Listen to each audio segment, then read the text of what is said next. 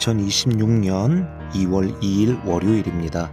요한복음 1장 19절에서 34절 말씀으로 매일 성경 말씀 묵상 나누겠습니다. 성경은 세번역 성경으로 제가 읽겠습니다. 유대 사람들이 예루살렘에서 제사장들과 레위 지파 사람들을 요한에게 보내어서 당신은 누구요? 하고 물어보게 하였다.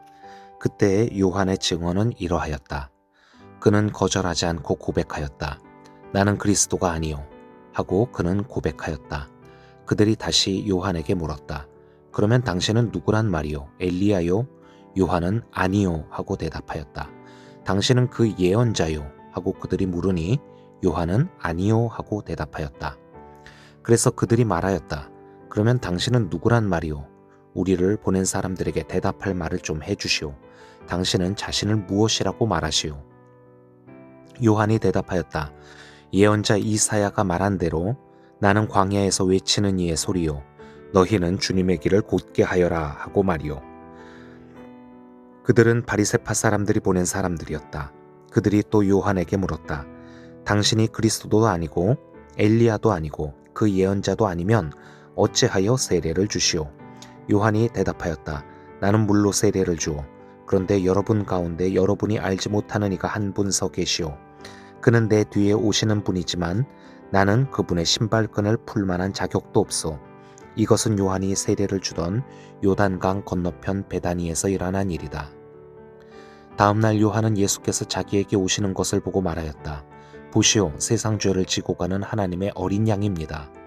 내가 전에 말하기를 내 뒤에 한 분이 오실 터인데 그분은 나보다 먼저 계시기에 나보다 앞서신 분입니다 한 적이 있습니다. 그것은 이분을 두고 한 말입니다. 나도 이분을 알지 못하였습니다. 내가 와서 물로 세례를 주는 것은 이분을 이스라엘에게 알리려고 하는 것입니다. 요한이 또 증언하여 말하였다. 나는 성령이 비둘기같이 하늘에서 내려와서 이분 위에 머무는 것을 보았습니다. 나도 이분을 몰랐습니다. 그러나 나를 보내어 물로 세례를 주게 하신 분이 나에게 말씀하시기를 성령이 어떤 사람 위에 내려와서 머무는 것을 보거든 그가 바로 성령으로 세례를 주시는 분임을 알아라 하셨습니다. 그런데 나는 그것을 보았습니다. 그래서 나는 이분이 하나님의 아들이라고 증언하였습니다.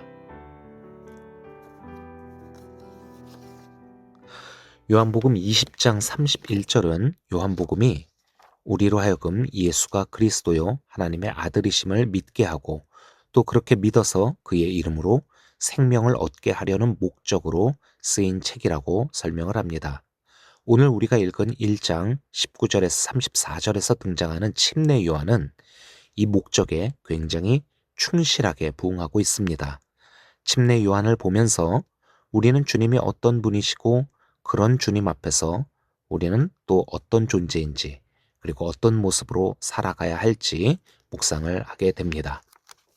오늘 본문의 시작인 19절은 유대 사람들이 예루살렘에서 제사장들과 레위인들을 침례 요한에게 보내어서 당신은 누구요? 라고 질문하는 것으로 시작을 합니다. 24절을 보면은 이들이 바리새파 사람들에게 보낸 사람이라고 좀 더 구체적으로 설명이 되는데 결국 이들은 침례 요한에 대해서 종교 지도자들이 지금 상당히 주목을 하고 있고 그의 신학과 사상, 사역에 대해서 조사가 들어갔다라는 것을 알 수 있습니다. 그들은 침례 요한에게 당신은 누구냐라고 묻습니다. 순수하게 궁금해서 그가 누구인지 정말 몰라서 알려고 묻는 그런 질문이 아니죠. 우리가 잘 알고 있는 것처럼 당시 요한은 회개 운동을 주도하고 있었습니다. 많은 유대 사람들과 예루살렘 주민들, 심지어 세리들과 군인들까지도 그가 있는 요단 강가로 나와 침례를 받았습니다. 당신이 누구냐는 질문에 침례 요한의 첫 대답이 이랬지요. 나는 그리스도가 아니요. 이것으로 보아 당시 많은 사람들이 그를 그리스도, 메시아라고 생각을 하고 있었고 침례 요한 역시 이것을 잘 알고 있었다라는 것을 저희가 볼 수 있습니다.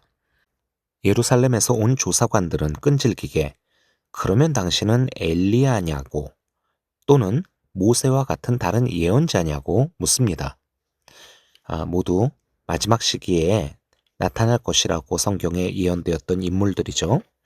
그런데 침례 요한의 답변은 계속 아니다라는 말뿐입니다.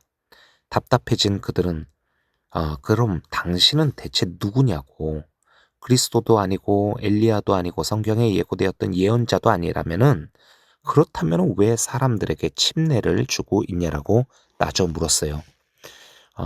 결국 이들이 요한에게 지금 묻고 있는 질문의 핵심은 이런 것입니다. 당신은 무슨 자격을 갖고 있는 사람이냐? 당신은 어떤 권한으로 이런 행동을 하고 있냐는 것이죠. 여기에 대해 침례 요한은 자신을 이렇게 설명합니다. 나는 주님의 길을 곧게 하는 광야에서 외치는 이의 소리이다. 자, 지금 자신은 그저 소리일 뿐이라고 이야기하고 있는데 이 소리라고 하는 이 말이 참 의미가 심장하네요. 사람들은 지금 요한이 그리스도인지 엘리야인지 다른 선지자인지 궁금해하면서 결국은 어, 자기들이 이 요한을 따를 만한지 그에게 그런 지위가 있는지 여기에 지금 관심을 두고 있는데 정작 침례 요한 자신은 나는 그저 소리에 불과한 존재다라고 이야기를 하고 있습니다. 소리라고 하는 것, 이것은 참으로 찰나적인 것이지요. 형상이 없습니다. 그냥 순식간에 공기 중에 등장했다가 흩어져 사라지는 음파예요. 그러나 이 존재의 그 기능만큼은 분명히 중요합니다. 메시지를 전달하고 또 정서적인 감동을 주지요. 그런 면에서 자신을 주님의 오실 길을 예비하는 소리라고 소개한 것은 침례요한이 정말 지금 겸손하면서도 또 정확하게 자기 스스로를 인식하고 있는 그런 모습이라 하겠습니다. 지위와 권한, 자격을 따지지 않고 그것에 걸맞는 어떤 대우를 받을 것인지 이런 거 고민하지 않고 요한은 그저 주님께 받은 자신의 역할, 맡겨진 사명에만 지금 집중하고 있는 것입니다. 내가 어떤 포지션, 그리고 내가 어떤 사람들의 대우를 받을지 이런 것들은 지금 요한의 관심사가 전혀 아닌 것이에요. 당신은 누구인가? 라고 하는 질문에 대해서 우리 스스로는 이 요한의 모습을 보면서 어떤 생각을 하고 있는지 또 어떤 대답을 갖고 있는지 한번 생각해 봤으면 좋겠습니다. 보통 내가 누구인가 라고 했었을 때 우리는 직업, 지위, 학력, 경력, 신분 이런 것으로 우리 스스로를 설명하지 않습니까? 그리고 또 그와 동시에 그러한 신분에 걸맞는 대우를 또 기대하지요. 그런데 요한복음은 침례 요한의 모습을 보여주면서 우리 존재의 정체성에 대해서 다른 관점을 제시해주고 있습니다. 바로 우리는 주님과 어떤 관계를 맺고 있고 또 그리고 그에게 어떤 사명을 받았는지 이것이 바로 진정한 나를 설명하는 그 정체성이라고 말이지요. 이어지는 29에서 34절에서 침례 요한은 사람들에게 예수님을 하나님의 아들로 소개하는 일을 하고 있습니다. 보시오, 세상 죄를 지고 가는 하나님의 어린 양입니다. 내가 전에 말하기를 내 뒤에 한 분이 오실 터인데 그분은 나보다 먼저 계시기에 나보다 앞서신 분입니다. 아직 세상은 그리스도이신 예수님의 존재를 모르고 있습니다. 31절에서 요한은 아직 자기가 이분을 알지 못하였다라고 하는데 사실 우리는 알고 있죠. 누가복음을 통해서 예수님과 요한이 부모님들끼리도 이미 잘 알고 있는 가까운 친척지간이라고 말입니다.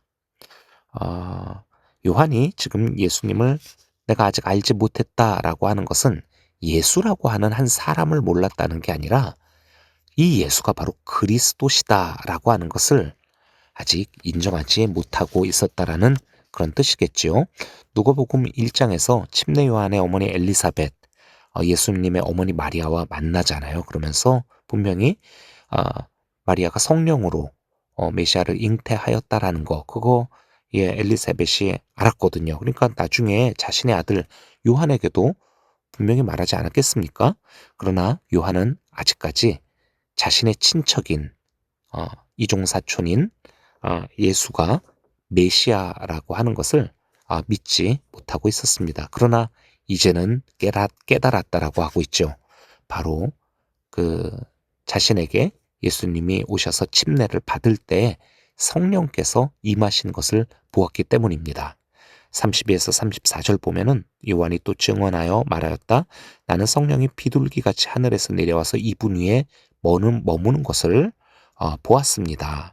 나도 이분을 몰랐습니다. 그러나 나를 보내어 이 물로 침례를 주게 하신 분이 나에게 말씀하시기를 성령이 어떤 사람 위에 내려와서 머무는 것을 보거든 그가 바로 성령으로 침례를 주시는 분임을 알아라 하셨습니다. 나는 그것을 보았습니다. 그래서 나는 이분이 하나님의 아들이라고 증언하였습니다.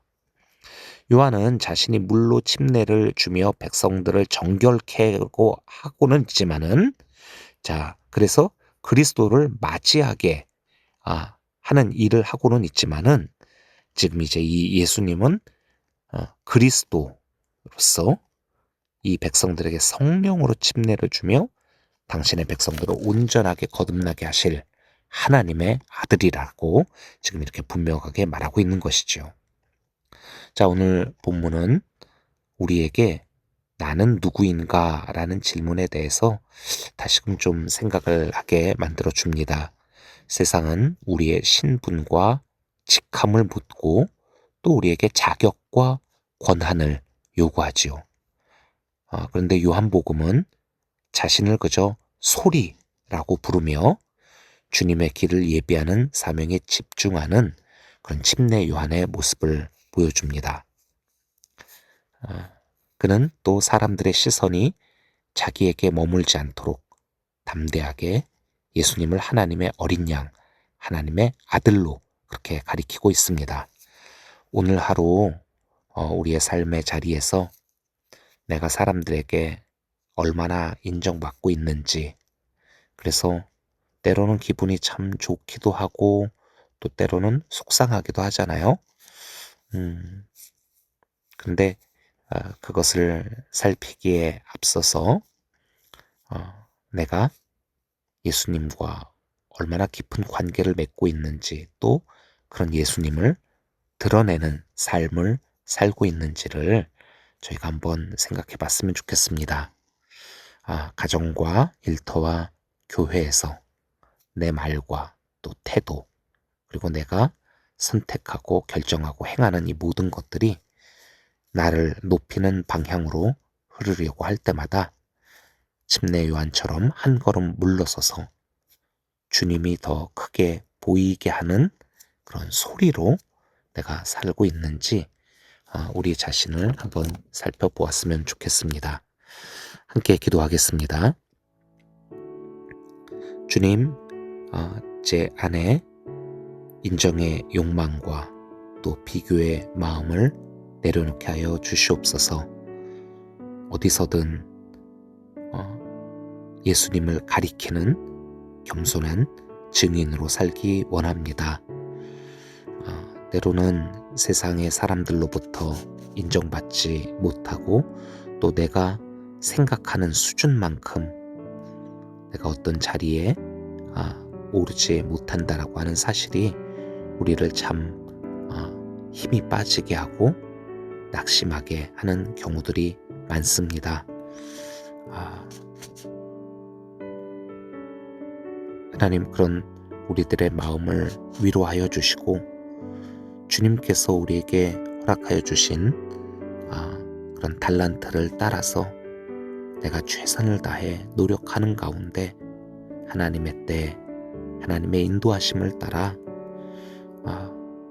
이 세상 가운데 그렇게 잘 쓰임받는 존재가 되게 하여 주시옵고, 우리 마음의 그 중심의 가치는 늘 내가 얼마나 하나님과 이 시간 함께하고 있는지, 그리고 주님께서 주시는 말씀과 위로에 힘입어 살고 있는지, 하나님께서 나를 통해 이루고자 하시는 그 삶의 방향성대로 나아가고 있는지, 하나님, 이것이 우리의 가장 큰 기쁨이고 또 감사가 될 수 있기를 주님 소원합니다.